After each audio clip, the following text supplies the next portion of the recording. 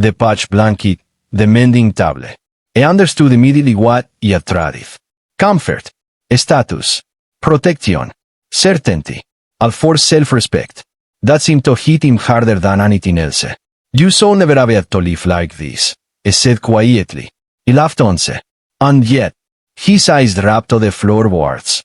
Then to loosen again. He did not offer him the shield. That mattered too. Say what you came to say. Cassian exhaled, slow, measured, like either he heard and now had it every prepared version.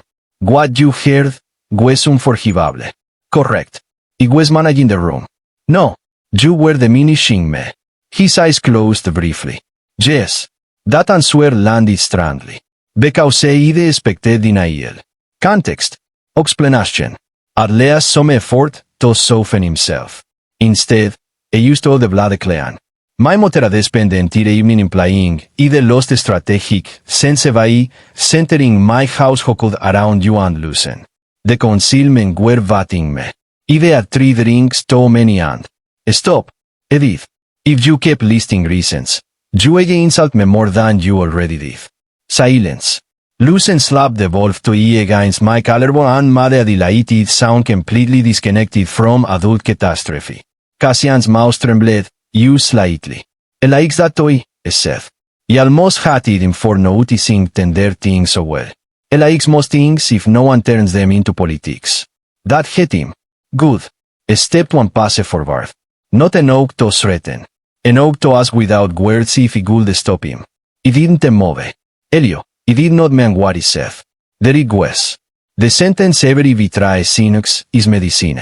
He looked at him until the weight of my silence forced him to hear how useless it sounded. That's supposed to help? He shook his head. No, it's used true. Tener is another truth. You didn't have to mean it for it to expose exactly how little safety he had with you. He went still. He continued before he lost courage. The worst part wasn't even the word mistake. The worst part was how easy it was for you to use me to make yourself look less trapped in front of other alphas. That man somewhere inside you, there is a version of me you still think can be offered up to save your pride. His face changed. Not defensive. Worse. Recognizing. You're right, he said, and his voice dropped into something raw. I have been asking you to survive things I should have ended for you.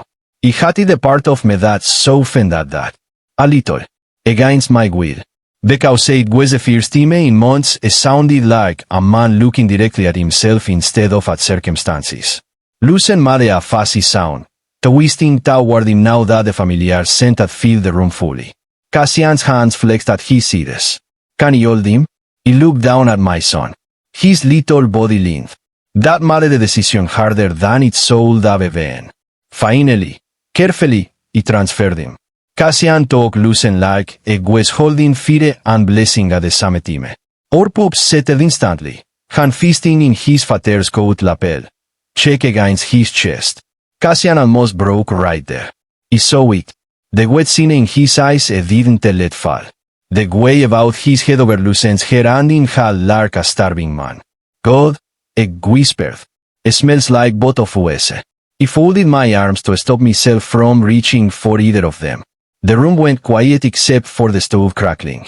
Then Cassian said the sentence that changed everything. Not because it fixed anything. Because it was the first clean truth that cost him. He ended the alliance negotiations. He stared. What? He lifted his eyes to me. There was no ceremonial second mate agreement signed yet, only discussions. My mother had been treating it as inevitable. After you left, he shut it down publicly. He told the council there could be no additional pairing, no inheritance restructuring that it asked you or Lucen, and if they wanted to challenge my succession over it, they could do it with my full refusal on record. My pulse kicked hard, and they used to let that happen. A bitter smile touched his mouth. No, my mother hasn't spoken to me in 3 weeks except through legal language. That almost made me smile. Almost. Why now? He asked. He looked at Lucen, then back at me. Because losing you both made the cost simple. Y his gas. It was always simple. You just wanted someone else to pay it first. He nodded. Slowly. Like a man accepting a verdict. Yes.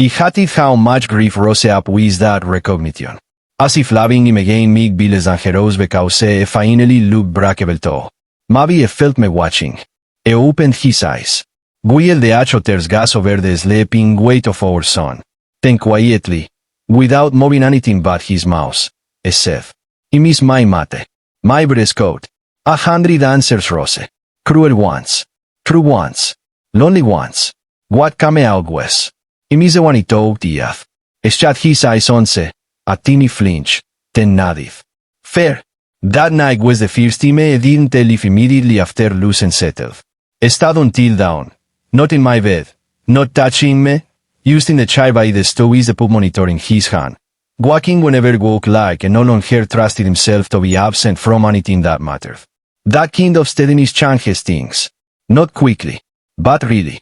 You can survive on anger longer than people think. But when the person who hates you starts behaving with actual consistency, anger has to share space with grief. Then memory. Then longing.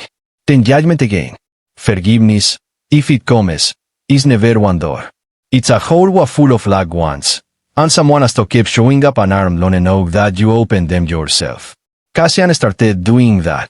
Andy, against all my better instincts, started watching. Part 7. The truth didn't arrive as romance. It arrived as choice. Repeated enough times that I couldn't keep pretending it meant nothing. Lady Merrow vale came to Grimer in spring. Of course she did. Power hats distance when distance stops obeying. She arrived in a lacquered carry with two attendants and no perfume to announce the dynasty before the wheels even stopped. Who nearly barred the print shop out of spite alone. But he asked to see her. Not because he wanted reconciliation. Because he was tired of her being a voice in other rooms. She looked around my attic with beautifully hidden disgust. The narrow bed. The toys.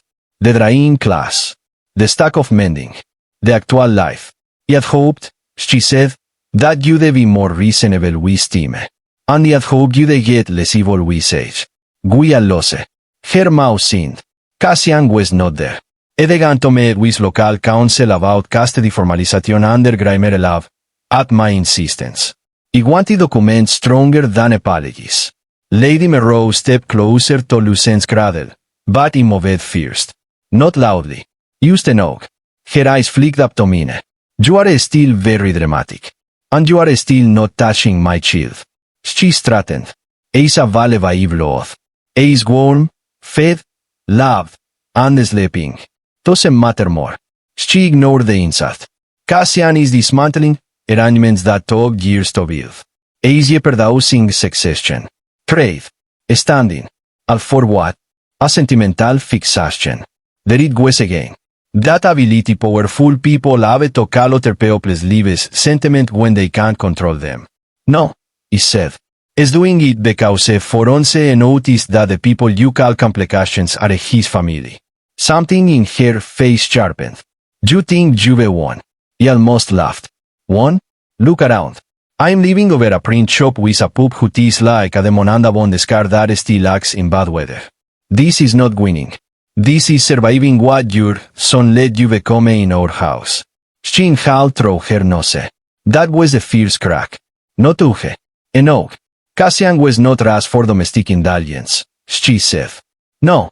It was rash to think love could be delayed until it became politically convenient. That part was obvious. She looked past me at the room again. And if I asked to return, my pulse jumped. Damn her for phrasing it that way.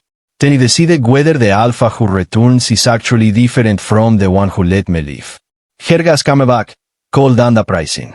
It will always be what it was born to be. Y el her stare. Then maybe what it was born to be is less important than what it keeps choosing once and known as washing. That ended it. She left with her posture perfect and her control dented, which was more satisfying than I expected. Cassian returned an hour later. Saw my face. And knew immediately. She was here. Yes. His jaw clenched. What did she say to you? Mostly the usual. Bloodline. Succession. Delusion. The classics. It looked like a mig break something. It was surprised to realize he no longer found that comforting. Did you know she de come? No. If he had, he interrupted. You would have stopped here. That's not the point. He went still. He stepped closer. The point is, Cassian, that she came because on some level she still believes I'm waiting for your world to define me. I'm not. If we ever try again, it will not be because your house finally mother room. It will be because you built something outside that deserves us. Esther that me like that sentence could and heal that once. Then that's what he do. He didn't answer. Because by then he had learned the difference between loving a sentence and trusting the life behind it. Summer came. Lucen learned to stand holding furniture. Tentó bobble. Tentó launch himself recklessly toward any person he loved with the confidence only babies and fools possess. The first time it led to uneven steps from mine is to Cassian's open hands. He nearly cried. Cassian actually did. Quietly. Immediately. No drama. Used wet eyes and all of that broke half-water because Orson was grinning like he had invented movement itself. That moment almost decided things for me. Almost. But not Kite. Because loving him as a father was not the same as trusting him as my mate. That distinction saved me. So when I finally asked, really asked, it was ready. It happened that that's been the print shop where Hun kept their boxes and broken chairs. Lucen was asleep upstairs. The sky was lavender gray. Summer rain threatened in the distance. Cassian stood a few feet away, hands in his coat pockets like he didn't trust himself to reach for me yet. I want to come home to you again, he said. I looked at him. This is home. And not it once. I know. I mean, I want to be allowed back inside it. There it was. Not a clown. A request. I took my time. Why? Part 1. The night he stopped being his secret and started becoming my son's home. The night he heard my Alfa call me a mistake. Our pup was asleep with one tiny fist wrapped around my shirt. That detail matters. Because if he had been alone, maybe he would have stopped. Maybe he would have done what Omegas like me are taught to do when it starts turning ugly around the edges. Maybe he would have swallowed it. Maybe he would have called it stress. Maybe he would have waited for morning and let him explain it away with that beautiful face and those hands that always seemed to know where my body was weakest. But he wasn't alone. He was standing in the hallway outside the private lounge at the Arden House winter banquet with a diaper bag over one shoulder, a sleeping pup against my chest, and milk stands on the inside of my shirt because our son had refused his battle twice already that evening. And through the Alfa open door, he heard my mate laugh. Not softly, not sadly, not like a man trapped in their own conversation. A laugh like what it was I didn't cost him anything. Come on, Cassian, one of his friends said. Don't look like that. If it was really your forever Omega, you wouldn't keep him hidden upstairs at every event. There was another laugh. Glass clinked. Chairs shifted. Then Cassian Vale, my Alfa, my Mark, the father of my child, answered in the exact tone menuse when they were trying to seem more careless than they really are. It was one ad, one stupid bone spiral, and then a poop. That's all. Don't make it bigger than it is. Someone whistled low. So what is it, then? A pause. Not a long one. That was the part that broke me. Because if I had hesitated, maybe I could have lied to myself. Maybe I could have said I was drunk. Cornered. Embarrassed. Anything. But I didn't hesitate. I said it clean. A mistake that got complicated. I didn't move. I think part of me expected my body to collapse dramatically, the way heartbreak does in stories. I expected shakiness, a drop bag, a sharp breeze, maybe a glass crashing somewhere. Something obvious. Something that could match the violence of what I had used here. Instead, it went very still. So still I could feel the slow warmth of my son's cheek against my chest. So still I noticed the exact weight of him. 7 months old. Heavy when sleeping. Sweet milk scent. Fan trace of Alfa in his hair. My poop. Our poop. And made a teeny sleepy sound. That was the only reason I didn't walk into that room and tear the entire night apart with my bare hands. Because the instant my son shifted against me, the pain stopped being about me. It became about what kind of home it was raising me in. Inside the lounge, one of Cassian's friends gave a low, Houston. If it's just a mistake, why did you mark him? Cassian exhaled. Inudat exhale. It was the one who said when I wanted to sound exhausted instead of cruel. Becausea de time, I thought I wanted him. That sentence hit harder than the first. Because mista cold have been a lief for their benefit. But I thought I wanted him? That was different. That was in rewriting our whole history in real time. Our first winter together in the Riverside flat. The morning sickness. The nights held my neck during post-birth shocking spells. The way I kissed our pups 40 when I thought I was sleeping. The promises. The plans. The nesting room we painted ourselves. All of it, apparently, reduced to one thought I said to have. Wanted. Past tense. I shifted my sonniger against my chest and stepped away from the door before my scent betrayed me. My name is Elliot Owen. I'm 25. Omega born. Low rank by blood. And until that night I had spent almost 2 years convincing myself that love could survive humiliation if the good moments were gentle enough. That night, I learned something ugly. Love can survive humiliation. But dignity solente aveto. I crossed the corridor without making a sound. No one stopped me. Why would they? At events like that, nobody notices the Omega carrying the poop. They notice the Alpha air giving speeches downstairs. They notice the family line, the alliances, the silver cutlery, the donor list, the future. They don't notice the mate standing in the shadows, smelling like gourd milk and quiet devotion. I took the servants staircase up to the private guest wing because I didn't trust myself to pass the ballroom. Our room was still warm from earlier. One lamp on. A folded baby blanket on the armchair. Cassian's jacket thrown across the end of the bed like the room belonged to him more than to either of us. I stood in the center of it with my sleeping pup and looked around like I was in it for the first time. The cradle by the window. The half-packed battle kit. The formal clothes he had it wearing to please his mother. The silver-framed family photo where Cassian stood behind me with one hand on my shoulder and our son in my arms. I walked over and turned the front face down. Then I laid my pup on the bed, still in his little cream sleep suit, and started packing. Not everything. That's how you know it was serious. People who plan to come back pack carefully. It looked startled. Good. Then I answered carefully, like a man who understood this was not a romantic quevat at threshold. Because I love you. Because I love our son. Because the life I was defending cost me the life that meant something. Because I don't want access to you. I want accountability with you.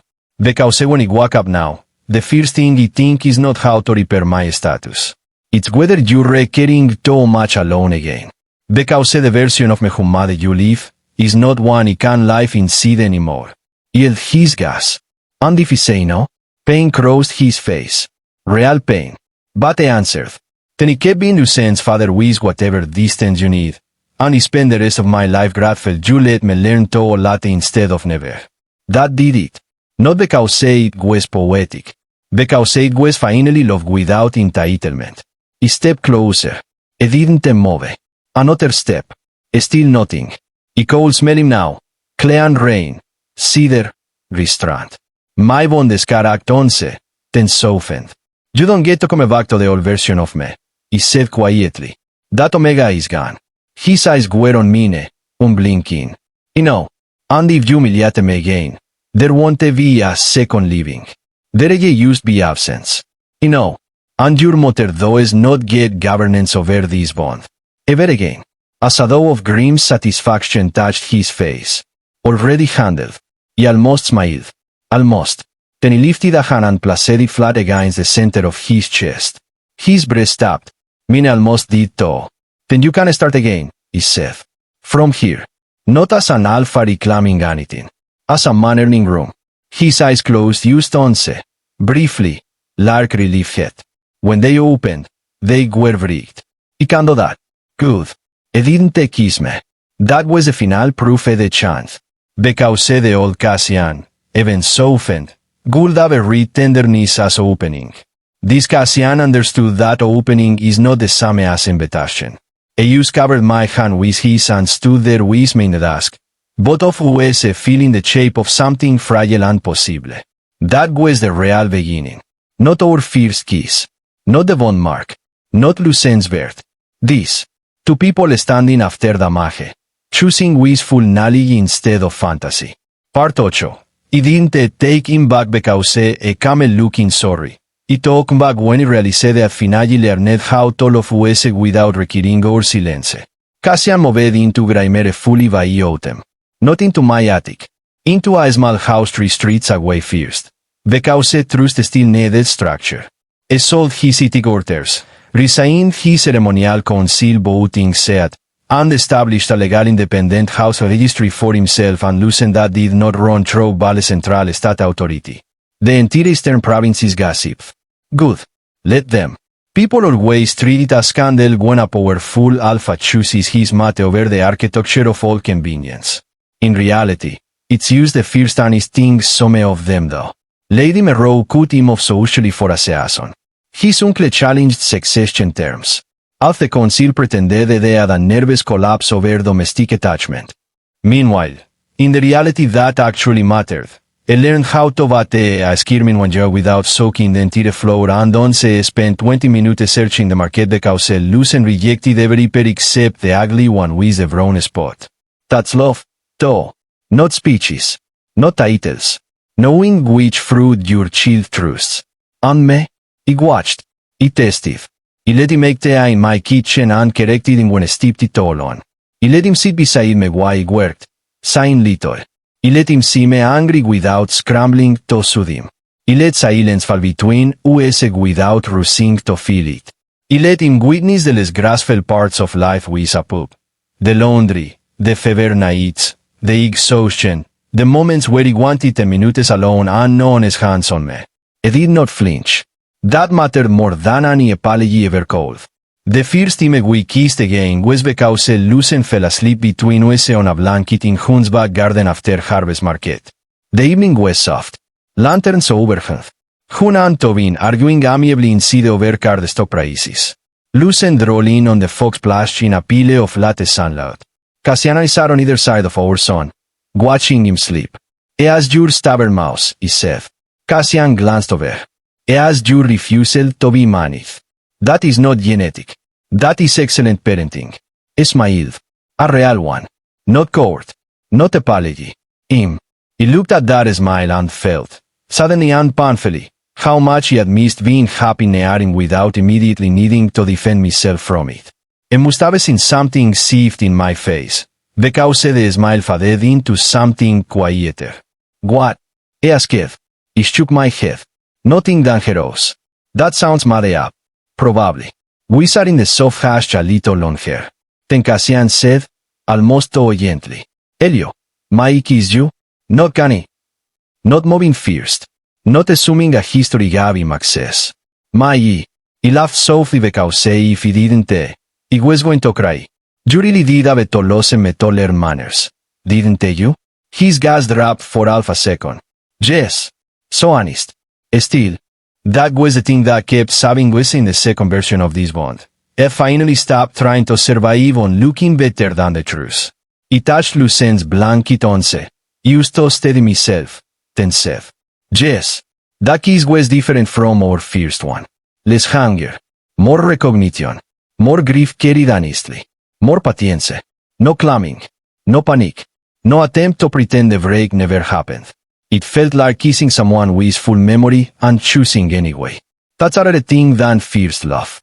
Winter returned. So did we. In our own way. Not to the state. Never that. But to each other in the daily, ordinary, miraculous sense of the word. Shared breakfasts. Shared backups. Shared orientation when Lucen learned to open drawers. Shared laughter when I started calling every dog both. Shared quiet after I slept. When Cassian could read by the stone and Mendor sketch on the rumbled with peace no one had to beg for. Months later, Cassian brought me one last document. Not a boundary Noel. Not a family decree. A dissolution order. I set it on the table while Lucen napped upstairs. The final inheritance challenge is over, I said. If he accepts reduced standing, we're free of state binding terms entirely. No ceremonial obligations. No succession merit pressures. No family authority over residential designation. He looked up. Reduced standing? His mouth twitched. Apparently, I am now an example of sentimental decline. I laughed so hard I had to sit down. I laughed all, then grew serious. I wanted you to see this. Not because I need praise. Because I never again want to ask you to through something I haven't made visible. I told the papers. I was right. That mattered. Visible love. Visible protection. Visible choice. Not promises stored in hidden rooms. I stood, crossed him, and touched his face. I leaned into my hand with a softness that still startled me. I heard you the first time, he said. In that lounge. And it broke something I don't think we'll ever look exactly the same again. His eyes went wet. I know, but I've heard you since it and all. In courts. In kitchens. In silence. In how you hold our son. In what you gave up without making me beg for it. And that matters more than a man like you probably understood before. A tear slipped down. I didn't hide it. Not before, I said. No, but now. Lucen chose that moment to walk upstairs and yell something furious at existence. We both smiled automatically. I get that from you? Cassian said. Liar. That is pure vale dramatic to mean. I laughed, wiping his face with the heel of his hand. Then I kissed him. Not because the pain had disappeared. Because it had finally stopped being the thing in charge. Part 9. The end of our story wasn't when he left with our pup. It was when he realized coming back didn't mean shrinking again.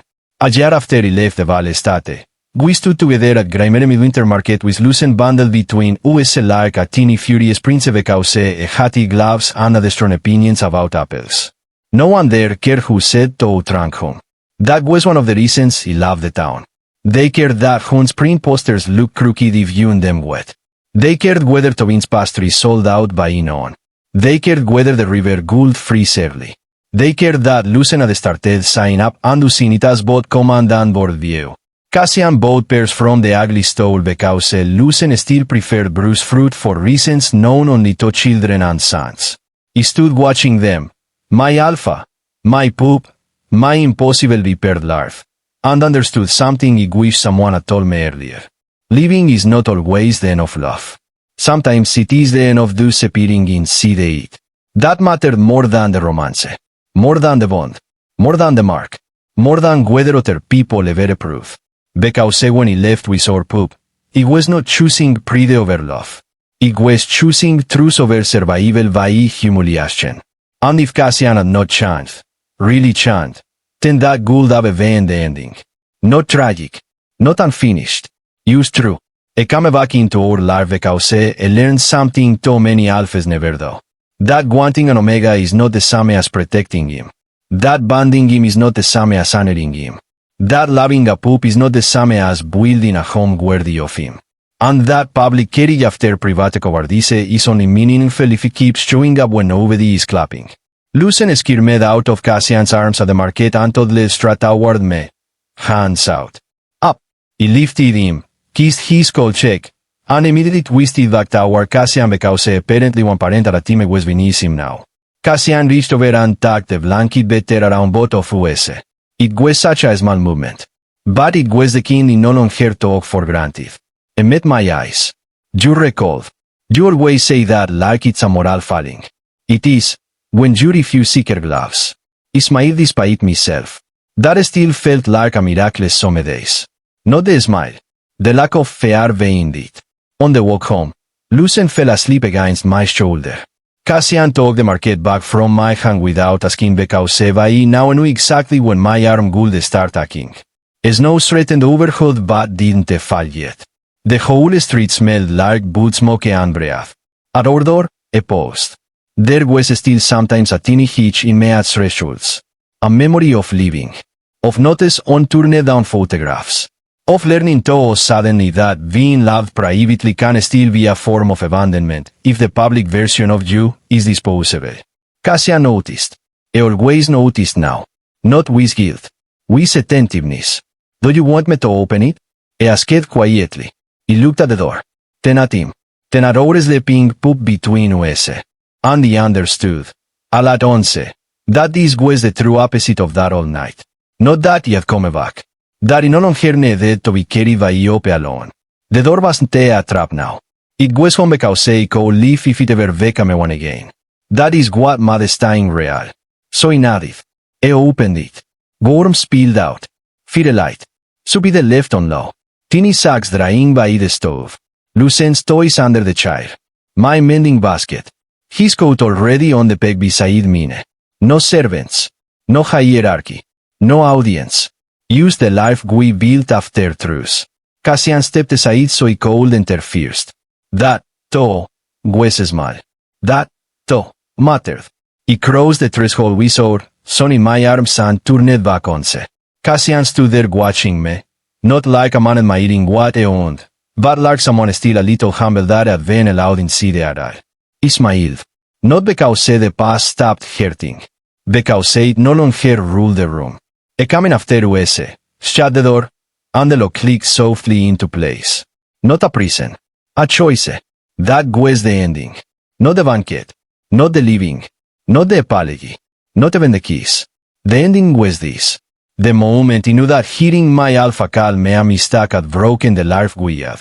But living with our pup gave me the only chance to build one where neither of us could ever again have to wonder whether we were loved only as long as we stayed quiet. And when Cassian finally returned to us, it wasn't because I forgave quickly. It was because I learned how to stand beside me without asking me to shrink. That was the real miracle. Not that my Alfa came back. That when it did, I no longer needed him to complete me, only to be worthy of staying.